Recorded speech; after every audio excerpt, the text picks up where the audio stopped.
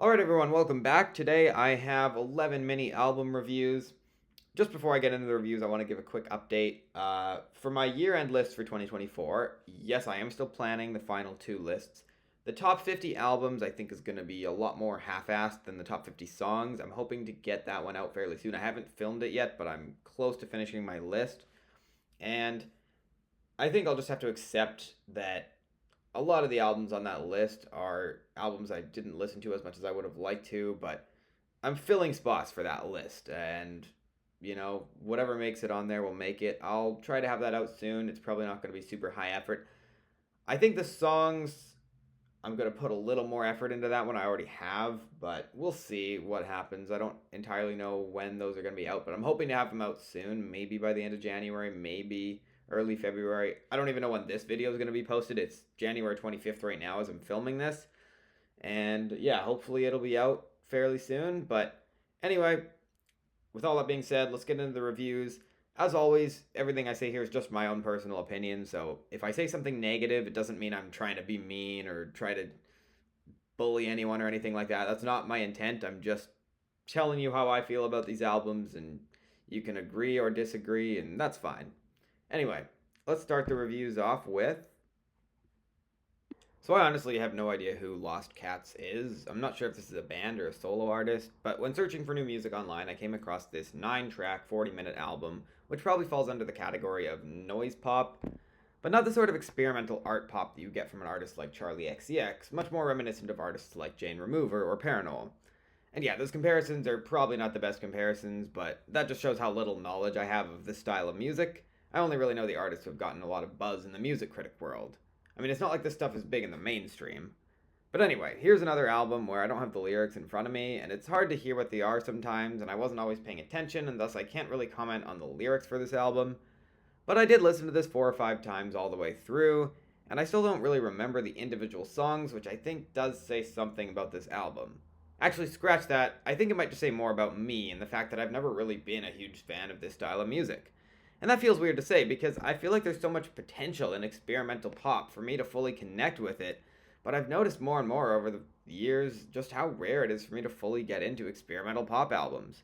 I mean, even the more accessible side of the genre, such as the hyperpop of Charlie XCX, I've never fully gotten into in the same way that so many other people have. It's part of the reason why I didn't love Brat nearly as much as seemingly everybody else. And with this mellower sound that we get here from Lost Cats, well, a lot of it just feels a bit too all over the place for me, and that's a real shame because I actually like a lot of the melodies and the production sounds really solid.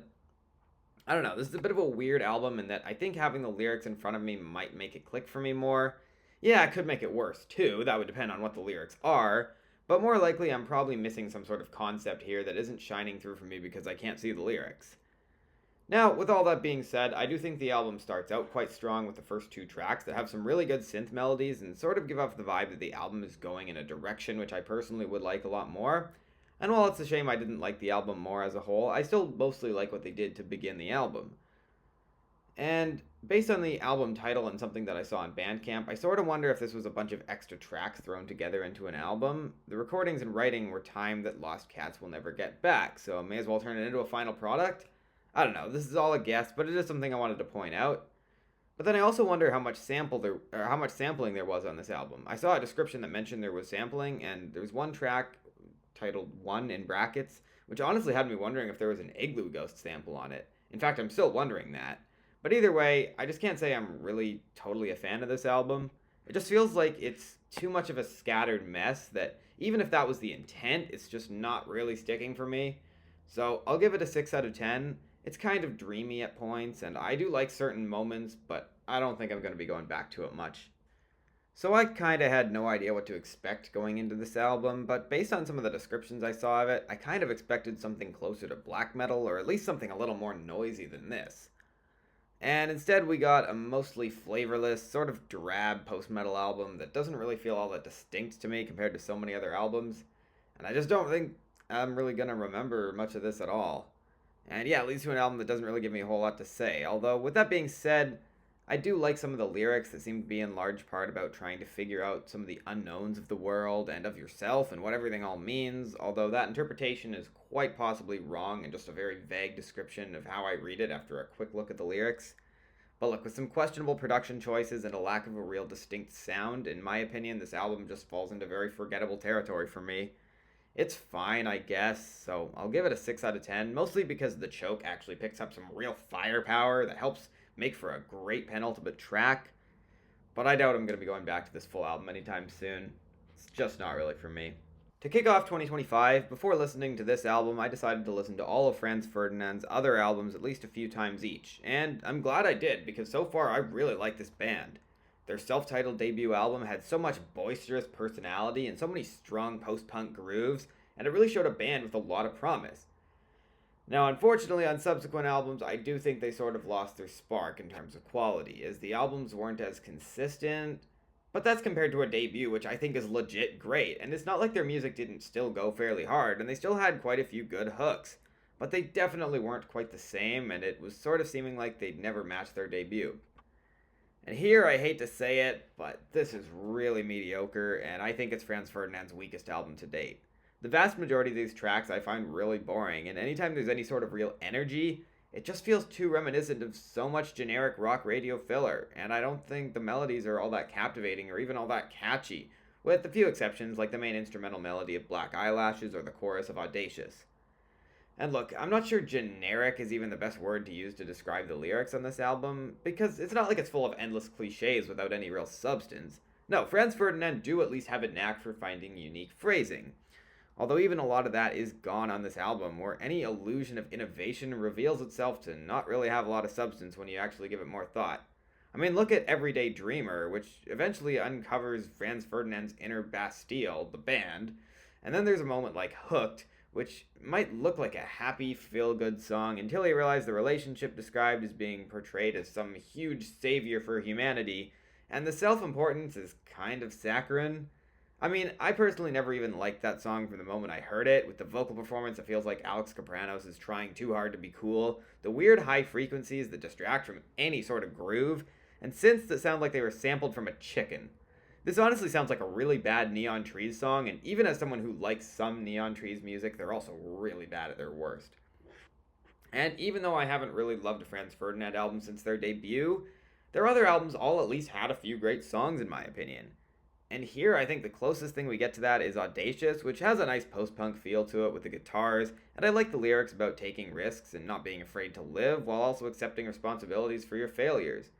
But nothing here is nearly as good as Franz Ferdinand's best, in my opinion. I mean, there's nothing I find creative as something like Paper Cages, or the emphasis placed on valuing memory on the Universe Expanded, both of which were big standouts for me on Franz Ferdinand's previous few albums. But look, as always, take my lyrical interpretations with a grain of salt, because I'm no expert with this sort of thing, and I will often make lyrical analyzations while knowing I'm almost definitely wrong. It's just that I didn't really find this to seem all that eye-opening to me, and they just lost the personality that made their early music so good.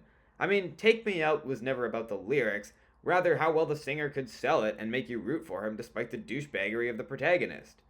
Yeah, there's the occasional good moment here, like the aforementioned Audacious, even though I don't think that song even quite hits greatness, and Build It Up has a nice swing to it, although I do feel like it very well may end up souring on me quickly.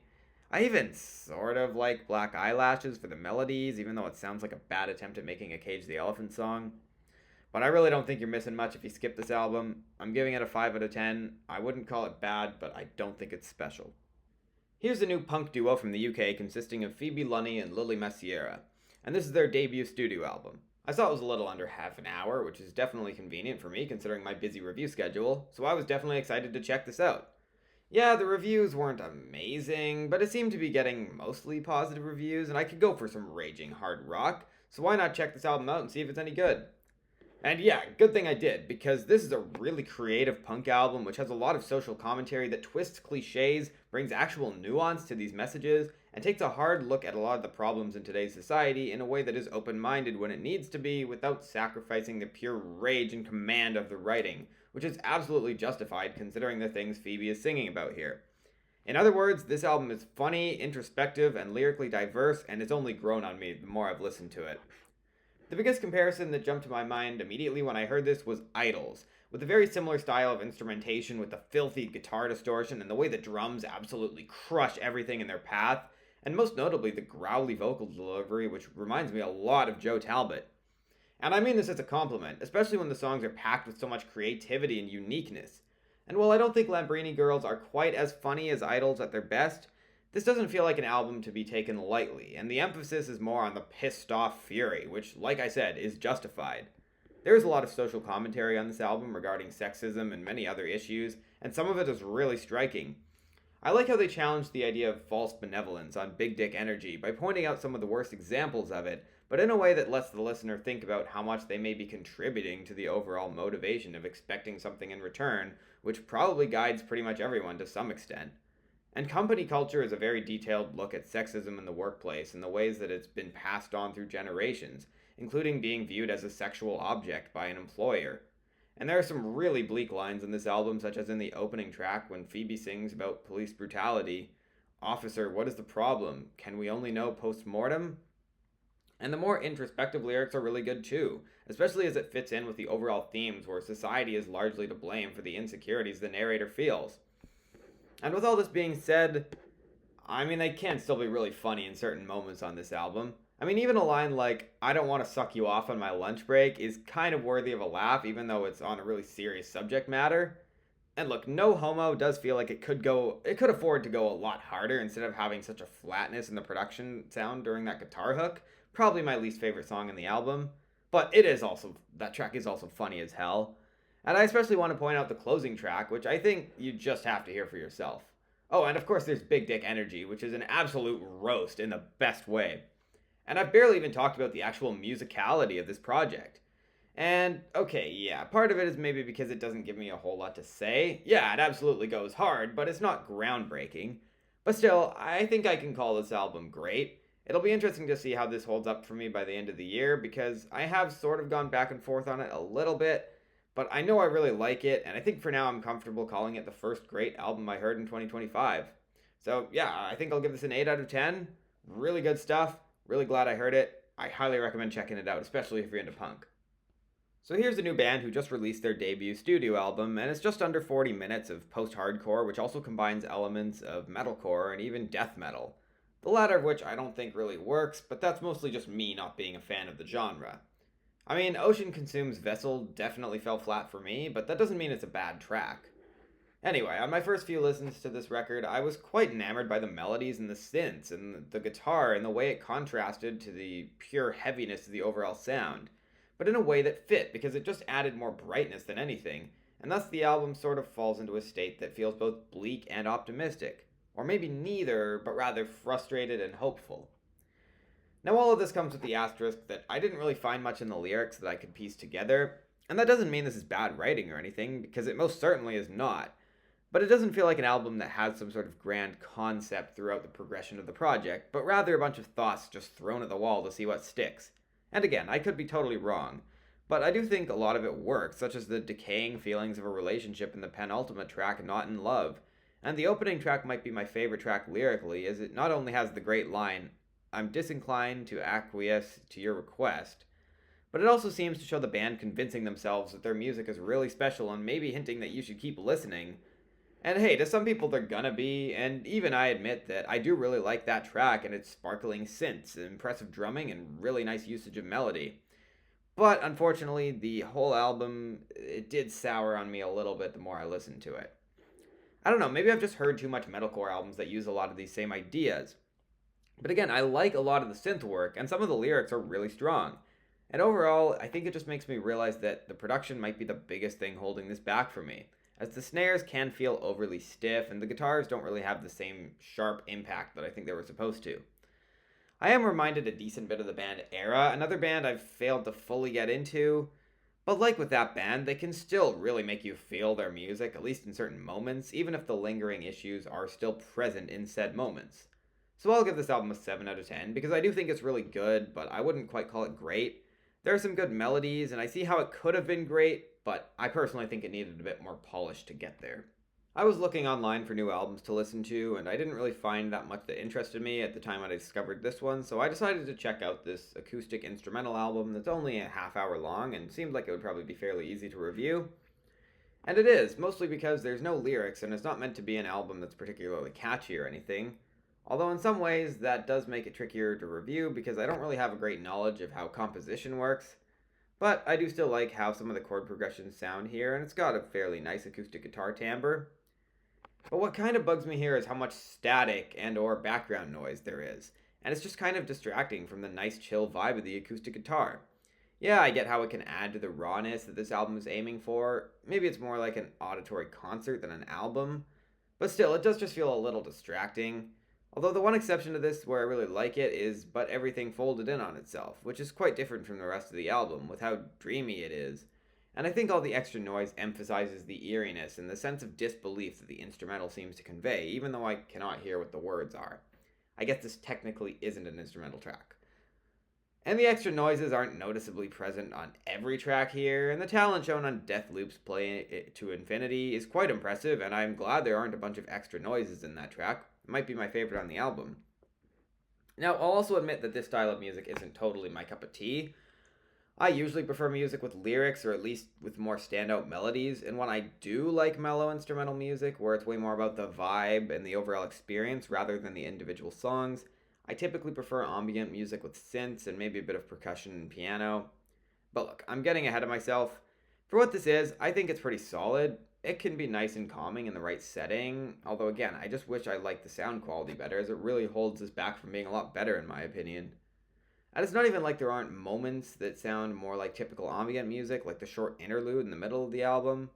I mean, I can't call this album bad, and in a certain way, it kind of brings up imagery of some magical world where everything is perfect, at least on the surface, and at least can be a brief escape from the reality that we live in.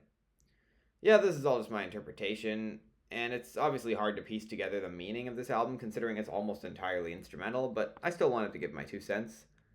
Overall, I did mostly enjoy this album. It's not one that I think I'll be going back to much as a whole, nor did the individual tracks stand out to me much. But while I don't think it'll have a lot of replay value for me, I could still recommend it as a pleasant while it's on acoustic instrumental folk album that's well worth a listen. So I'll give it a 7 out of 10. Alright, so I'm going to make this one brief. It's a new album by a black metal band who I never heard of until recently. It started as a solo project in New Zealand, but currently a band in the UK. And it's another example of a black metal album where I don't have the lyrics in front of me, and thus it's hard for me to comment on the subject matter being discussed, because I can't hear what the lyrics are saying, and I don't have them in front of me, so any meaning that I try and find in this is mostly going to just be based on how the album sounds. And unfortunately, I don't really love how this sounds. The mixing is kind of messy, with the kick often feeling way too quiet, and the overall texture of the instrumentation is way too messy to fully have the punch I think it was aiming for. And I also can't deny that the black metal screams aren't really doing much for me here. It sounds kind of ferocious, but not in a way that really fits with the instrumentation. And again, maybe if the production went harder, I wouldn't mind, but considering the way this all sounds, I would have liked a slightly less screamy delivery, or at least not as emphasized in the mix. There are some good melodic moments here and there, such as in the second track, but for the most part, I struggled to get into this. With some really rough guitar timbres, as well as some mixing that I'm not really a fan of, I'm gonna have to give this a 5 out of 10. Really disappointing for me. Here's an artist I never heard of before, and it's Emilien Villeroy's debut album under the name Le Reste, on an album which on the one hand feels kind of like a mostly accessible pop album, but is also not afraid to experiment with other genres. And there are a few comparisons that come to mind. One of them is the Beatles, and no, this isn't as good as the Beatles' best albums. But the moment I realized the similarity in the sound was when I heard One Step at a Time, which sort of made me realize how much the album sounds a little Beatlesque, especially Magical Mystery Tour and the White Album era when they made such experimental pop that had bright melodies and vibrant piano rhythms and timbres. And unfortunately, I don't think All Is Weird and Ridiculous has anywhere close to the same level of uniqueness or even flair that the Beatles had. And part of that is the era we're in, where I feel like I've heard this sort of thing done better, but it also just doesn't have the strong choruses and melodies to make it really stand out to me. What this does remind me of to a shocking extent is that TV Girl album from a few years ago, Grapes Upon the Vine, which, well, if you want, you can seek out my old post on that on my blog, but I did not like it. And while based on what I remember of that album, I do like this a lot more, it still has that same sense of quirkiness that I don't mean in a good way, because I don't find much of a sense of humor on this album, and when I don't find the melodies all that captivating, the project ends up feeling like the sort of cringecore where the irony just feels way too try-hard, and I don't really find the concept all that interesting. And the overall feeling I get from it is just annoyance. And speaking of which, I'm not entirely sure the story arc throughout the album is much of a story arc at all, because while the album seems to follow a narrator nearing the end of their life, or maybe just metaphorically, as it feels like everything is collapsing around this person. There just isn't much of a progression throughout, as far as I can tell, and when time seems so crucial to the story, I don't know why it's essentially not there. Again, unless I'm completely missing something. Now, there are some moments that are at least a little bit redeeming. The Last Time I Was Happy has a nice burst of instrumentation, and I thought Piece of Shit was kind of cute, describing someone who's way too hard on themselves. And I mostly like the production, even though the mixing can get really rough occasionally, like in the chorus of The Cold. But I also can realize that it could have been a lot better throughout the whole project. Because I've heard albums that aren't great when it comes to the writing and the songs themselves, where the production can at least somewhat save it. And here I don't think it makes it worse, but it's not a reason for me to go back to this. So I'm gonna have to give this a 5 out of 10. It might be kinda catchy, and it's not the worst album I've heard this year, but I don't think you're missing much if you skip it. This is a fairly small artist, so I'm not going to advise you to stay away from it. Although, absolutely give it a shot if you want to, but I just wouldn't go into it with the highest of expectations, because I really didn't really get much out of this other than an album to review. That's me personally. Here's yet another debut album, and it's from a band who kind of blends mellow instrumental folk music with heavy black metal. A lot more of the latter. And it's quite a short album, running for just over 30 minutes, which feels fitting for an album like this that kind of seems more like a brief experiment than any sort of large attempt at a magnum opus. On the Bandcamp page for this album, it is described as a love letter to the eclecticism and experimentation displayed in the early to mid 2000s avant-garde black metal explosion. Now, it's worth mentioning that I'm not very familiar with 2000s black metal, so it's hard for me to compare, but based on that description, you would probably expect something a little more avant-garde. But at the same time, if the influence is clearly taken, maybe that's why it doesn't feel all that unique to me. And that was probably the point. And I can also see how it may fit considering the lyrical content, which on the surface seems to be about mental health and trying to break free from an endless malaise only to not find much on the other side. And at the same time, I also could see how it could serve as commentary on the music scene and how they want to experiment and try something new, but they just feel like all the experimentation in black metal has been done before. But with all that being said, I do just sort of wish there were more ideas that really stuck for me, as a lot of this just feels like a lot of other black metal I've heard, with the oily guitar timbres and the main melodies, and the same sort of vibe that I've heard many times before without really doing all that much I find particularly interesting. I do sort of like the shoegazy outro of Pink with the way the guitar washes over everything, and the vocals in White have some nice contrast. But overall, I just don't think I'm going to remember much of this, so for me it's a 6 out of 10. It's pretty good, I guess, but I didn't love it. Alright, I got another really quick review here. I don't really have much to say about it. It's an instrumental album, mostly from just acoustic guitar, and it's by an artist I'm not sure I'd ever heard of before. I feel like I maybe sort of remember Sun Arcs coming out in 2023, but I never listened to it, and still I haven't listened to it to this day. But I gave this new one a few listens, and yeah, 3 listens in, I can't really say it's doing much for me, and it's tricky to describe why. When an album is mostly just acoustic guitar, there isn't really a whole lot for me to analyze, especially when I'm not very good at figuring out chord progressions and stuff like that. And yeah, there are other instruments here, but I think the emphasis is very much on the guitar. And look, I can see the appeal of this. It's impressive guitar playing, and I do very much respect it, but I just wouldn't really go out of my way to listen to it. So I'm just going to keep this review really brief and give this a 5 out of 10. I'm not really a huge fan of the sound quality here anyway, and that's probably just a me thing. But still, if you're into mellow acoustic instrumental music, you might be the right audience for this. I don't think it's bad. Alright, so here's a new album by an IDM artist who I never heard of until this came out. And you know what? It's a pretty good album, but mostly because of a stronger start than consistency overall. This isn't an album I expect to be going back to for the individual tracks, and even though it's short, I don't think I'll be going back to it much as a whole, although it could have been if it just stuck the landing a little more. I feel like a lot of the melodies are pretty good early in the album, and the production is really smooth, and it sort of feels like it's building up to something, but then it just kind of dies out, especially on Zauli, which has some of the most annoying high frequencies on the album. And from that point on, this album just loses all momentum and winds up falling into the category of being a pretty good but not particularly memorable IDM album. I would recommend this if you're looking for something instrumental that's mostly accessible while still having some experimentation and a willingness to take risks and be daring, but as someone who listens to a lot of experimental music, this just didn't strike much of a chord with me. But again, I don't think this is bad. In fact, I think it's quite good. I like the creepy ascending keyboard of Gone, probably a scale which I should be able to recognize since I've studied piano at college, but I don't know what it is. And I also like the short interlude like track Aga in the context of the album, even though it leads into my least favorite track here.